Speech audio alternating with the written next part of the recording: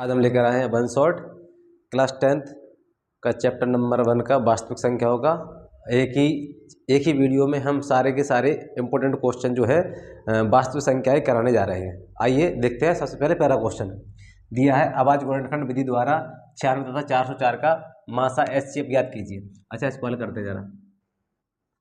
तो 96 के सबसे पहले 96 फैक्टर करते हैं और 404 के दोनों अभाज्य गुणनखंड करना है। अभाज्य गुणनखंड मतलब ऐसे फैक्टर करना है, तोड़ना है कि मतलब जब तक इतना तोड़ दो उसे कि उसके बाद कोई फैक्टर ना हो। सबसे पहले हम 2 से डिवाइड करते हैं, ठीक है। तो ये 4 बार जाएगा, 1 बचेगा और 48 हो जाएगा। 6 8 3 16, ठीक है। 2 से काटेंगे, फिर 2 दूनी 4 और 2 चौको 8, फिर 2 से काटेंगे, 2 एकम 2, 2 दूनी 4, फिर 2 से 6, 2 से काटेंगे 3 और फिर 3 एकम 3, ठीक है। इसके अभाज्य गुणनखंड हो गए। उसके बाद इसके करते हैं, 2 से काटेंगे पहले, 2 दूनी 4 0, 2 दूनी 4, फिर 2 से 2 एकम 2 0, 2 एकम 2। अब जरा किसी से कट रहा है, किसी से नहीं कट रहा, देखो किसी से कट रहा हो, 1 से किसी से 7 से कट रहा, 7 एकम 7, 7 से नहीं कट रहा, और कोई किसी से नहीं कट रहा, 101 से ही कटेगा जी, ठीक है। तो अभाज्य गुणनखंड हो जाते हैं। अब 96 के फैक्टर क्या आए हैं अपने पास? 96 फैक्टर आए हैं, दो कितनी बार है? 1 2 3 4 5, 2 की पावर 5 और 3 की पावर 1। इसी प्रकार 404 के फैक्टर क्या है अपने पास? 404 के फैक्टर आए हैं 2 की पावर 2 और 101 की पावर 1। अब इसमें क्या है, मासा में क्या है, इसमें कॉमन फैक्टर देखे जाते हैं, मतलब कम से कम इसमें कितने हैं? 2 इसमें मिल रहे हैं, लेकिन इसमें कितने हैं? 5। तो कॉमन कितने मिलेंगे? देखो इसमें से कम वाला लिया जाता है, मासा में लिया जाता है कम वाला। मासा में क्या लिया जाता है? कम वाला। तो यानी 2 की पावर अपन 4 ले लेंगे, इसका 2 की पावर 2, ठीक है। 2 की पावर क्या लेंगे? 4, सॉरी 2 की पावर 2। इसमें 2 की पावर कितनी है? 5। तो इसमें तो 5 3 ज़्यादा रहेंगे, लेकिन कोई दिक्कत नहीं। अपन को क्या है इसमें ऐसे करना है कि जो है कम से कम वाला लेना, मासा में लेना कम से कम कॉमन होना चाहिए। अब इसमें इन दोनों में से कॉमन मिल ही नहीं रहा, तो कोई है ही नहीं है। तो इसका आंसर क्या होगा? 2 की पावर 2 कितना होगा? इसका आंसर आएगा 4। इसका मासा आ जाएगा 4 आंसर। अगला क्वेश्चन ये रहा अपना, दिया है, सिद्ध कीजिए कि √2 एक अपरिमेय संख्या है। आइए हम इसको हल करते हैं। जे यूपी बोर्ड का सबसे प्यारा क्वेश्चन है और यूपी बोर्ड को बहुत पसंद आता है। ये क्वेश्चन हर बार पूछा जाता है, हर बार। अब जब भी पेपर दोगे ये क्वेश्चन हर बार पूछा जाएगा। तो आइए हम इसको करते हैं। इसमें पूछा है कि √2 को सिद्ध करिए कि अपरिमेय संख्या है। आइए हम करते हैं। सबसे पहले अपन क्या करना है कि √2 माना √2 एक परिमेय संख्या है। क्या है? √2 क्या है? एक परिमेय संख्या। अपन मान लेंगे, इसको सिद्ध करने के लिए अपन मान लेंगे √2 की ऐसी संख्या है, एक परिमेय संख्या है। वैसे है अपरिमेय, लेकिन अपन मान लेते हैं, जब सिद्ध करना है तो मान लेते हैं। तो √2 क्या मान लिया अपन ने? परिमेय संख्या। जब √2 परिमेय संख्या है तो इसका मतलब √2 जो है परिमेय संख्या a/b के रूप में होती है, यानी कि a/b के फॉर्म में होगी, जहां a और b सहअभाज्य है। यानी कि इसका मतलब यह है, सहअभाज्य का मतलब है इनका ए बी का मासा कितना है? 1 है। सहअभाज्य का मतलब यही होता है, ठीक है, कि जो आपस में कटे ना, ठीक है। अब हम क्या करते हैं कि क्या अपन ने मान लिया कि परिमेय संख्या है। परिमेय संख्या है तो ये a/b के रूप में होगा। a/b के रूप में होगा तो अपन a/b रख लिया। अब क्या करते हैं, अपन दोनों तरफ वर्ग कर देते हैं, दोनों तरफ वर्ग करने पर तो हम √2 का स्क्वायर कर देंगे और बराबर a/b का स्क्वायर कर देंगे। जब b का स्क्वायर करेंगे स्क्वायर तो √2 का तो 2 हो जाएगा, इधर हो जाएगा a² अपन में b², a² अपन b² हो जाएगा। अब इस क्रॉस मल्टीप्लाई करते हैं तो हो जाएगा 2b² बराबर आ जाएगा a²। इधर से समीकरण नंबर मिल जाएगा अपन को, एक समीकरण मिल गया एक। अब इसके बाद क्या करना है, इसको 2 को इसके नीचे ले जाना, 2 से भाग देंगे हम, तो इधर आ जाएगा b² बराबर a² बटे में 2। अब इस कंडीशन को जरा देखिए ध्यान से। देखो इसमें क्या है कि b² बराबर a² बटे 2, यानी कि a² 2 से विभाजित होगा, a² 2 से विभाजित होगा तभी तो b² आया। तो यहां अपन एक लाइन लिख सकते हैं, यदि a² 2 से विभाजित है तो a भी 2 से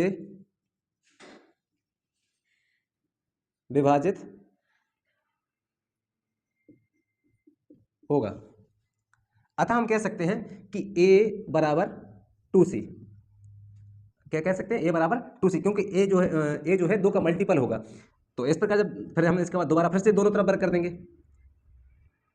दोबारा दोनों तरफ वर्ग करने पर तो हम कर देंगे इधर a² कितना आ जाएगा बराबर 2 4c² आ जाएगा। अब समीकरण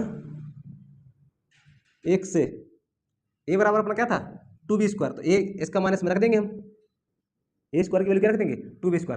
इधर चलते हैं, थोड़ी जगह कम है इधर, तो a² की जगह हम क्या रख देते हैं 2b²। 2b² बराबर आ जाएगा क्या 4c²। जे अपन ने कहाँ से लिया, a² बराबर था 2b², इधर से लिया, ठीक है। अब ये 4 है, 4 इसके नीचे ले जाते हैं, 2b² बराबर बटे 4 आ जाएंगे, बराबर आ जाएगा c²। तो इससे हम काट देंगे 2 से, तो ये जाएगा b² बटे 2 बराबर c²। अब देखो यहाँ वही कंडीशन बनती है, इधर जो वाली कंडीशन बनी थी जी कि a² बटे 2 बराबर b², इधर वही कंडीशन मतलब कि b² बटे 2 बराबर c², यानी कि b² भी जो 2 से विभाजित होगा तभी तो c² आएगा। अब यहाँ भी लिख सकते हैं, यदि b² 2 से विभाजित हो तो b भी 2 से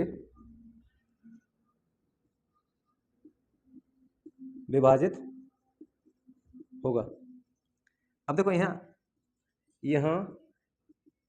स्पष्ट है कि a व b दोनों 2 से विभाजित हैं। यहाँ स्पष्ट है कि a और b दोनों किससे 2 से विभाजित हैं। यहाँ अपन ने क्या लिखा था, यानी कि मासा कितना है 1, यानी कि जो दोनों संख्या किसी से कटेंगे नहीं, जो दोनों संख्या किससे कटेंगे सिर्फ 1 से कटेंगी। अब यहाँ जो दोनों 2 से कट रही, तो बस यहाँ क्या अपन ने क्या माना था, ऐसे रूट परवी संख्या माना था, तो अतः हमने जो माना था वो गलत निकला, यहाँ सिद्ध हो जाता। तो ये तो यहाँ बस लिख देंगे, यहाँ क्या लिख दिया अपन, a और b दोनों 2 से विभाजित हैं, अतः हमारी परिकल्पना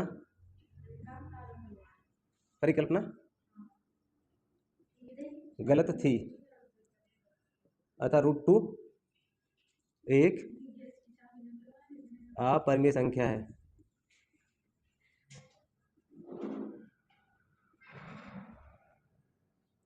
ये अपना इसका हल है।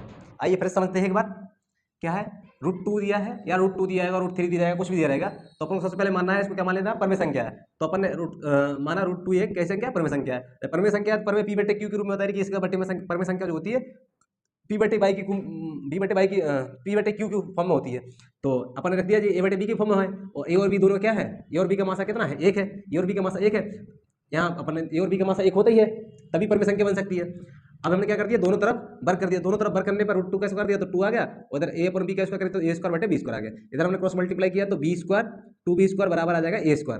यहाँ मिल गया अपन को समीकरण नंबर 1, a² बराबर 2b²। अब हमने 2 से डिवाइड कर दिया, 2 से डिवाइड करेंगे तो a² बटे 2 आ जाएगा। अब यहाँ अपन अगला लिख देंगे, यदि देखो जी a² है, a² किससे विभाजित है 2 से, तो a² 2 से विभाजित है तो a भी 2 से विभाजित होगा। अतः हम क्या लिख सकते हैं, a बराबर 2c, यानी कि a जो है 2 का मल्टीपल होगा तभी वो 2 से कट सकता है, 2 से कटने वाली संख्या 2 का मल्टीपल ही होगा, तो a बराबर अपन लिख देंगे 2c। तो हम फिर से इसका दोबारा क्या कर देंगे, दोबारा वर्ग करने पर दोबारा दोनों तरफ क्या कर देंगे, वर्ग कर देंगे, तो इधर आ जाएगा a² बराबर 4c²।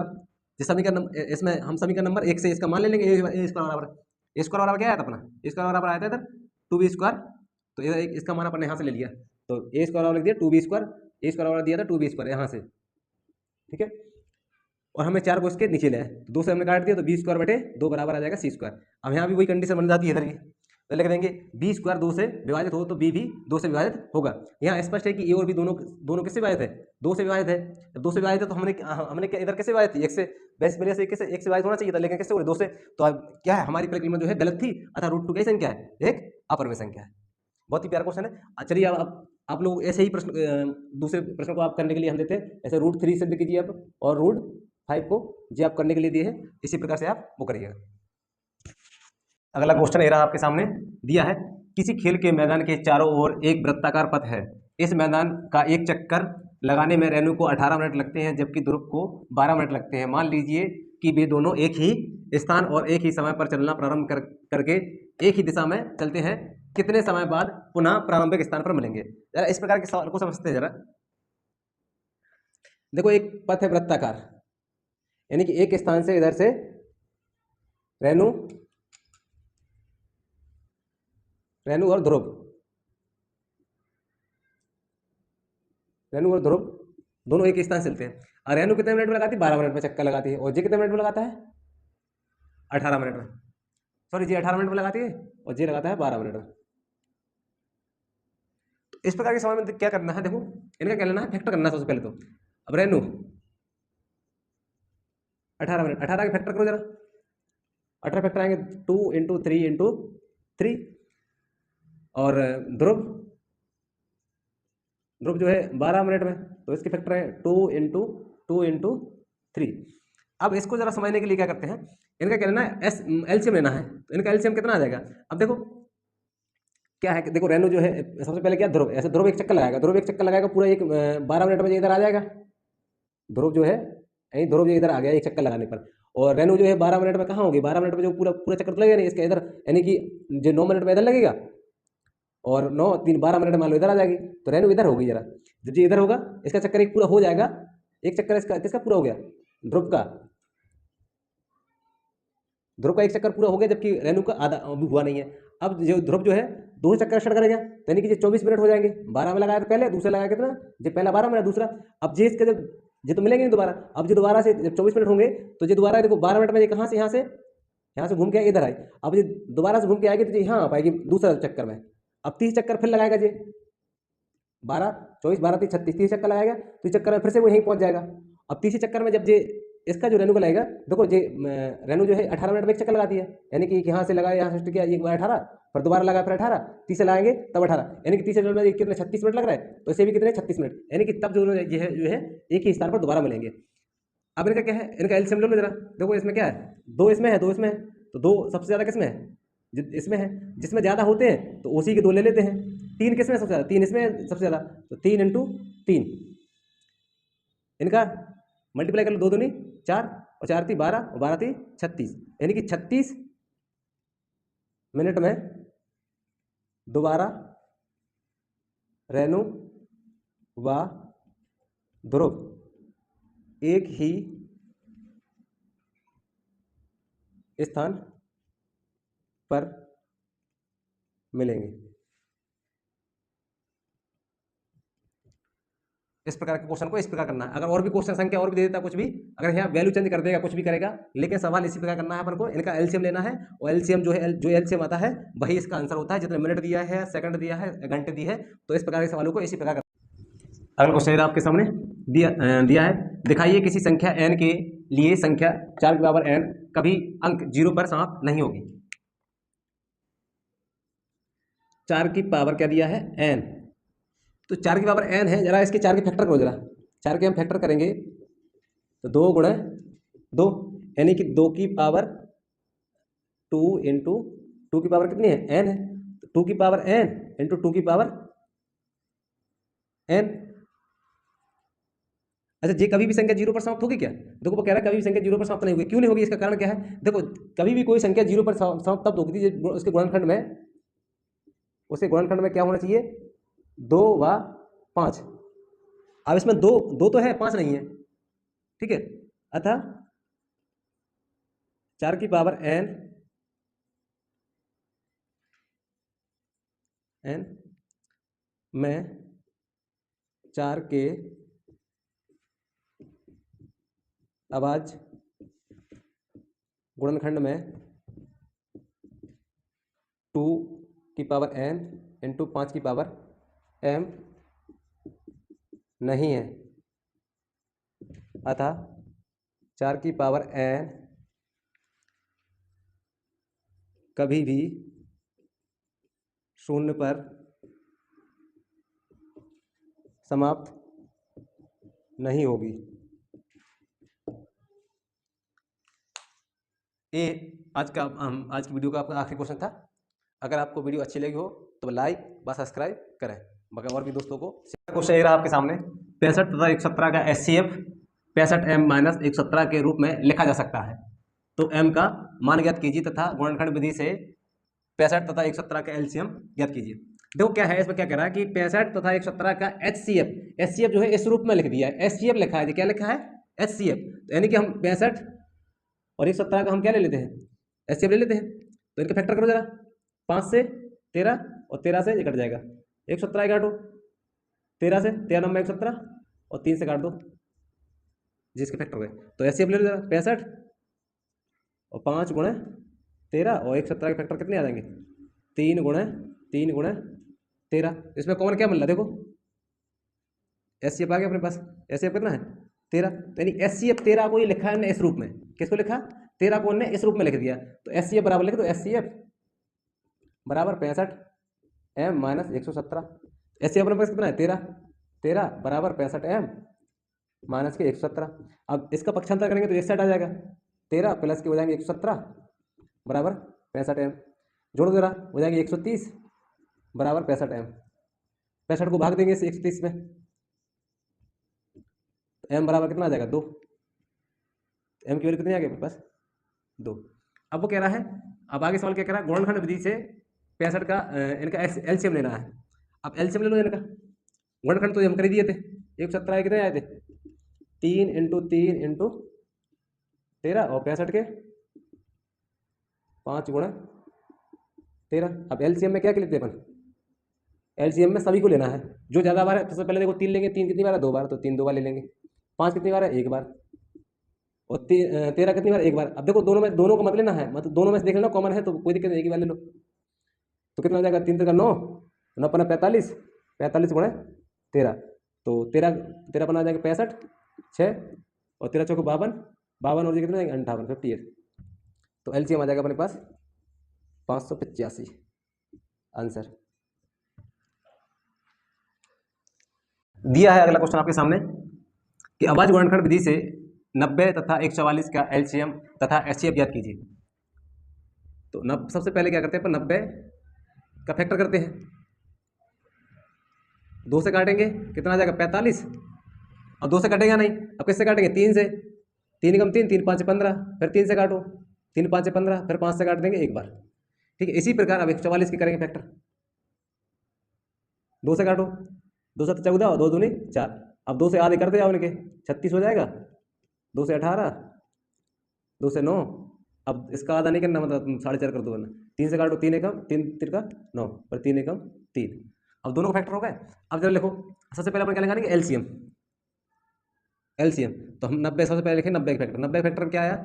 देखो 2 × 3 × 3 × 5 और 144 के फैक्टर में क्या आया अपने पास?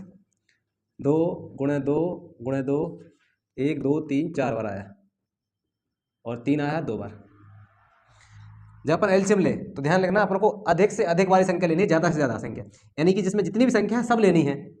जितनी भी संख्या है वो सब लेनी है, जो ज़्यादा बार होंगे उसको लेना है। सबसे पहले अपन चुनेंगे 2 को। क्या लेंगे? 2 को। 2 सबसे ज़्यादा किसमें है? देखो ऊपर भी 2 है, नीचे भी 2 है, लेकिन सबसे ज़्यादा किसमें है? नीचे वाले में। कितनी है? 1 2 3 4। तो सबसे ज़्यादा वाले लेंगे अपन, जो सबसे ज़्यादा होगी वो लेंगे। तो 1 2 3 4, तो अपन 4 बार ले लेंगे इसको। ठीक है, 2 ले लिया। जी वाला 2 मत लेना है, ध्यान करना कि जी वाला 2 नहीं लेना, दोनों में से एक ही लेना है, जो बड़ा हो उसमें से लेना है, जो ज़्यादा हो। इसमें ज़्यादा है तो अपन जी वाले 2 ले लिए। अब उसके बाद क्या लेना है? 3। अब इसमें 3 है, जो हो वही लेना है। 3 है, 3 देखो इसमें भी 2 बार है और इसमें भी 2 बार है। अब दोनों में सेम है तो दोनों में से किसी का ले लो, कोई फर्क नहीं पड़ता है। तो 3 × 3 हो गया। अब बचा क्या? 5। 5 इसमें नहीं है, कोई दिक्कत नहीं, जिसमें हो लेना जरूर है, तो ये हो जाएगा 5। अब इसका मल्टीप्लाई करते हैं, 2 दूनी 4, 4 दूनी 8, 8 दूनी 16, 16 × 3 × 3 × 5, तो कितना? 16 3 48, 48 × 15, इनका गुणा कर दो। 15 8 कितना आ जाएगा? 120 हासिल 12 और 15 चौको 60, 60 और 12 हो जाएंगे 72, यानी कि 720 आ जाएगा अपना LCM। कितना आ जाएगा? 720। अब चलना पर HCF निकालना है, नहीं क्या? अब इस पर फिर से फैक्टर लिखना है। क्या लिखना है? HCF निकालना है इसका। 90 फैक्टर एक ही बार करना है, उसी की बार लिख लेना है इसमें। ठीक है, अब क्या है? 2 × 3 × 3 × 5 और इसके कितने 2 4 बार आए थे, 2 गुणे 2 गुणे 2 गुणे 2 और 3 आया तो 2 बार। अब देखो इसमें एचसीएफ पे क्या करना है, पेयर बनाना है, सेम टू सेम देखना है, या ऐसा देख लो कि जो संख्या कौन मिल रही है, अब ऐसे 2 इसमें मिल रहा 2 इसमें मिल रहा, कम किस में, इसमें कम वाला लिया जाता है एचसीएफ में, या जोड़ा बना लो या तुम कम वाला देख लो। अब जोड़ा देख लो किस किस का बन रहा है, जोड़ा बनाने में दिक्कत होता है किसी को, तो 2 देखो 2 इसमें भी है 2 इसमें भी, दोनों में कौन मिल रहा, तो सबसे कम किस में है, सबसे कम इसी में है, तो लेंगे अपन 2। ठीक है, उसके बाद और देखो, अब 2 तो खत्म हो गया, 2 तो लेना नहीं, अब है 3, 3 देखो इसमें कितनी बार 2 बार, 2 इसमें बार है, दोनों में बराबर है तो बस 2 जो दोनों लेंगे 3 इंटू 3, और कुछ कौन मिल रहा नहीं मिल रहा, तो बस यही अपने पास एचसीएफ आ गया, तो 6 और 6 3 18, 18 क्या हो जाएगा अपना एचसीएफ। अब इसी प्रकार का एक सवाल हम और देते हैं आपको, ये आपको होमवर्क में है, समझ लो ये करना है आपको। 144 व 320 का एलसीएम लेना है तुम्हें व एचसीएफ, इसी प्रकार इनका करना है। रहा आपके सामने, निम्न गुणनखंड वृक्ष को पूरा कीजिए तथा x एवं y की मान ज्ञात कीजिए। ये वृक्ष गुणनखंड विधि से इसको हल करना है, इन्हें एक्स वाई की वैल्यू फाइंड करनी है। देखो जब भी इस प्रकार के सवाल हो तो सबसे पहले नीचे से सॉल्व करते हैं, कैसे करते हैं, नीचे से। जब भी दोनों बॉक्स होते हैं दोनों बॉक्स को मल्टीप्लाई करना है, इन दोनों गुणा करेंगे तो 13 गुणा 5 में करेंगे, 13 अपना आएंगे 65, यानी y बराबर कितना आ गया अपने पास 65।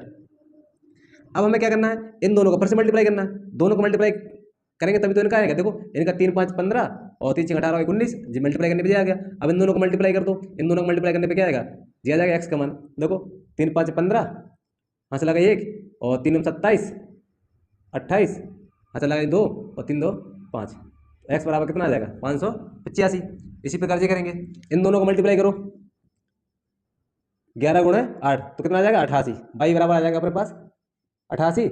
अब इन दोनों को फिर से मल्टीप्लाई कर दो, तो 8 सिंह 48, 4 48 से 4 कितना हो जाएंगे 52, तो कितना आएगा एक्स बराबर कितना आएगा 528, 528 का 7 से गुणा कर दो, तो 7 8 56, 5 14 5 19, वहाँ से लेगा 35 और 1 36, तो पी बराबर कितना आ गया 3696। ये जब भी इस प्रकार के सवाल हो तो आपको ऐसे नीचे से ही सोल्व करना है, इन दोनों का नीचे से मल्टीप्लाई करते जाओ मल्टीप्लाई करते जाओ मल्टीप्लाई करते जाओ और आंसर आता जाएगा। क्वेश्चन ये रहा आपके सामने दिया है, यदि 99 और 153 का एचसीएफ 9 है तो 99 व 153 का एलसीएम का मान होगा, एलसीएम निकालना है। अब देखो जब भी इस प्रकार का सवाल हो कि दो संख्या दी हो, उनका एचसीएफ दिया हो या एलसीएम दिया हो, दो में से एक पूछ देगा एलसीएम या एचसीएफ, और वो पूछ लेगा या तो एलसीएम पूछेगा या तो एचसीएफ पूछेगा। इस प्रकार का सवाल क्या है, देखो दो संख्याओं का गुणनफल बराबर होता है संख्याओं का लासा गुणे मासा, यानी अपन शॉर्ट फॉर्म में लिख सकते हैं पहली संख्या गुणे दूसरी संख्या बराबर एलसीएम इंटू एचसीएफ। कोई भी दो संख्या होंगी, अगर उन दोनों संख्याओं को मल्टीप्लाई करेंगे और उन्हीं का दोनों का लासा लेंगे और मासा लेंगे, दोनों को मल्टीप्लाई करेंगे तो एक सा आएगा। इसी के अकॉर्डिंग ये सवाल करना है। अब पहली संख्या कितनी दी है 99, दूसरी कितनी दी है 153। एलसीएम अपन को दिया नहीं, एलसीएम पूछा है, वो एलसीएम पूछेगा तो एचसीएफ पूछेगा। ठीक है, क्या दिया है उसने एचसीएफ दिया, एचसीएफ दिया है 9, यानी कि एलसीएम पूछा है उसने तो 9 दिया है। बस जो दिया है उसकी वैल्यू रख देना, बस कुछ नहीं करना है। अब 9 है, 9 इसके नीचे लाएंगे डिवाइड में आ जाएगा, तो 99 इंटू 153 बराबर एलसीएम बटे में आ जाएगा 9।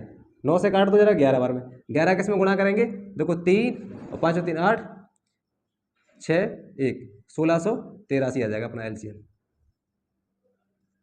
ठीक है, इसी प्रकार के सवालों को ऐसे ही हल करना है। अगला क्वेश्चन ये रहा आपके सामने दिया है, 144 के अभाज्य गुणनखंडों में 2 की घात है।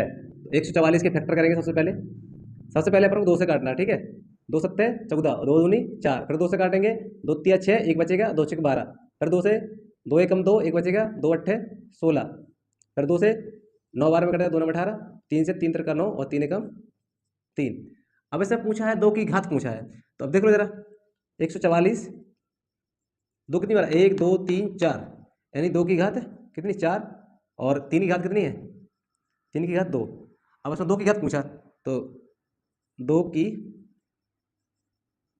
घात कितनी है 4 है आंसर।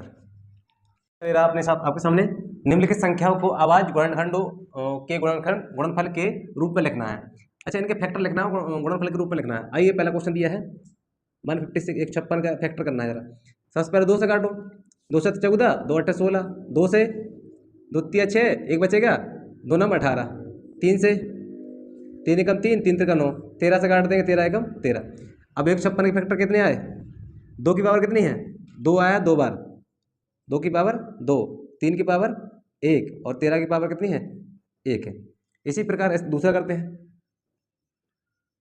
38 25। सबसे पहले कैसे काटेंगे? 3 से। जरा 3 से चेक करने के लिए क्या है, इनको जोड़ के देख लो 3 से कट रहा है कि नहीं कट रहा।